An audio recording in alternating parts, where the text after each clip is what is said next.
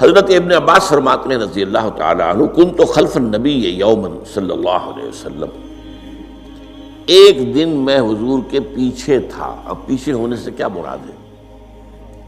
گمان غالب یہ ہے کہ سواری پر، جس کو ردیف بھی کہتے ہیں، واللہ عالم یہ بھی ہو سکتا ہے کہ چلتے ہوئے پیچھے پیچھے چل رہے ہیں ادب کے ساتھ۔ چچا زاد بھائی ہیں لیکن عمر میں تو بہت چھوٹے ہیں، نوجوان ہیں۔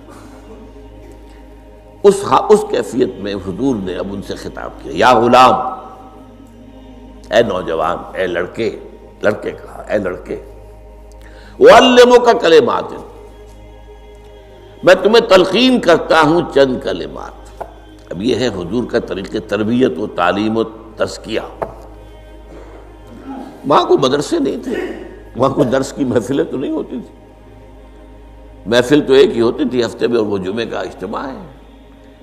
باقی حضور کی صحبت ہے، فجر کی نماز کے بعد بھی آپ بیٹھے ہیں، صحابہ بیٹھ گئے، کچھ گفتگو ہو رہی ہے، اسی میں تربیت، اسی میں تعلیم، اسی میں تزکیہ۔ وہ علیحدہ ذکر کے حلقے جو ہے وہ ضربے مارنے کے لیے یہ تو نہیں تھے، یہ تو بات کی ایجاد میں تو سب مانتے ہیں کہ یہ بات کی ایجاد ہے، یہ مسنون چیزیں نہیں۔ بہرحال حضور نے اے لڑکے یا اے بیٹے، جو بھی آپ اس کا ترجمہ کریں، میں تمہیں چند باتیں سکھاتا ہوں۔ مطلب کیا ہے؟ وَعَلِّمُكَ كَلِمَاتٍ، توجہ سے سنو، غور سے سنو، حفظ جان بنا لو۔ احفظ اللہ یحفظک، پہلا کلمہ، اللہ کی حفاظت کرو وہ تمہاری حفاظت کرے گا۔ اب اس سے مراد کیا ہے؟ عام طور پر سمجھا گیا ہے کہ اللہ کے احکام کی حفاظت کرو، کوئی حکم ٹوٹنے نہ پائے، وہ تمہاری حفاظت کرے گا۔ اور ایک مفہوم یہ بھی ہو سکتا ہے، اللہ کو اپنے دل میں محفوظ رکھو، اس کی یاد سے اس دل کو، اس خانہ قلب کو خالی نہ ہونے دو، مستحضر رکھو اللہ کو اپنے دل میں، تو اللہ تمہاری حفاظت کرے گا، اللہ تمہیں یاد رکھے گا۔ اور حدیث قدسی میں یہ الفاظ آئے، میرا بندہ جب مجھے اپنے دل میں یاد کرتا ہے، میں بھی اسے اپنے دل میں یاد کرتا ہوں۔ جب میرا بندہ کسی محفل میں میرا ذکر کرتا ہے، میں اس سے کہیں بہتر محفل میں اس کا ذکر کرتا ہوں۔ اللہ کی محفل تو ملائے اعلیٰ کی ہے، ملائکہ مقربین کی ہے۔ وہ جو امیر خسرو کا شعر ہے، وہ پتہ نہیں کس کیفیت میں انہوں نے کہا ہے، خدا خود میر محفل بود اندر لامکاں خسرو، محمد شمع محفل بود شب جائے کہ من بودم۔ اے خسرو، رات میں جہاں تھا، وہ رات کوئی کیفیت تھی جو گزری ہے، وہ ایک لامکان کی محفل تھی۔ اب مکان نہیں ہے، لامکان ہے، مادی نہیں ہے وہ۔ اس کی محفل میں میر محفل اللہ تھا اور شمع محفل محمد تھے صلی اللہ علیہ وسلم۔ خدا خود میر محفل بود اندر لامکان خسرو، محمد شمع محفل بود شب جائے کہ من بودم۔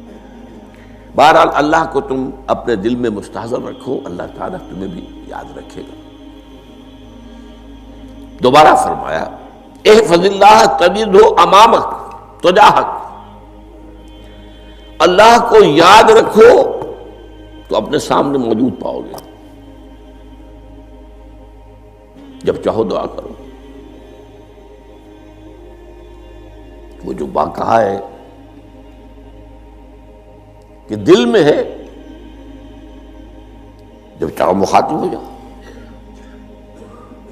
دل کے آئینے میں ہے تصویر یار، جب ذرا گردن جھکائی دیکھ لی، کہیں دور تو نہیں، نحن اقرب الیہ من حبل الورید۔ تمہارے دل میں اللہ ہے تو کہاں جا رہے ہو اس کو ڈھونڈنے کے لیے؟ اپنے دل میں۔ وہ جو بے دل نے کہا ہے، ستم استگر ہوست کا شبد کہ بے سیر سر وہ سمندرا، تجھے غنچہ کم نہ دمیدہ در دل کشا بچمندرا۔ بڑے ستم کی بات ہے کہ تمہارا دل کہتا ہے چلو ذرا باغیچے میں چلو، پھولوں کی سیر کرو، یہ گلاب کا پھول ہے، یہ موتیا ہے، یہ سیر، ستم است، بڑے ستم کی بات ہے، کیوں یہ ستم، کیا ہو گیا اس میں؟ ستم است گر ہوست کشد، تمہاری خواہش تمہیں کھینچتی ہے کہ بے سیر سر و سمندرا، سر و سمن، ذرا ان کی سیر کرنے کے لیے آؤ، تجھے غنچہ کم نظر، تو خود ایک غنچہ ہے، تو خود ایک پھول ہے، اللہ کا بنایا ہوا اشرف المخلوقات، وہ اشرف المخلوقات سے بڑا کوئی پھول ہو سکتا ہے؟ تجھے غنچہ کم نہ دمیدہی، در دل کشا، اپنے دل کا دروازہ کھولو، بچمن درا، اس کے اندر جو چمن آباد ہے وہ کیا ہے؟ روح ہے، دل مسکن ہے قلب، قلب مسکن ہے روح کا، تو احفظ اللہ تجد ہو امامک یا تجاہک، اپنے سامنے موجود ہو، اذا سالتا فاسأل اللہ، اب آ گیا وہ مرکزی مضمون، دیکھو جب مانگو اللہ سے مانگو، غیر اللہ کے سامنے ہاتھ دراز کرو ہی مت۔ ایک حدیث میں آتا، یعنی حرام نہیں ہے، دنیاوی قواعد اصول قوانین کے تحت کسی سے مدد چاہنا، کوئی سوال کرنا حرام نہیں ہے، وہ تو میں نے کہا کہ اس پر اصرار آپ کریں گے تو اس میں بو پیدا ہو جائے گی، بدبو پیدا ہو جائے گی شرک کی، لیکن آپ سوال کریں، مدد لیں، اسی پر دنیا قائم ہے، ایک دوسرے کے ساتھ تعاون کے ساتھ۔ لیکن اونچا مقام کیا ہے؟ کسی سے سوال مت کرو سوائے اللہ کے، یہاں تک کہ جوتے باندھنے کا تسمہ تمہیں درکار ہے تو بھی کسی سے مت مانگو، اللہ سے مانگو،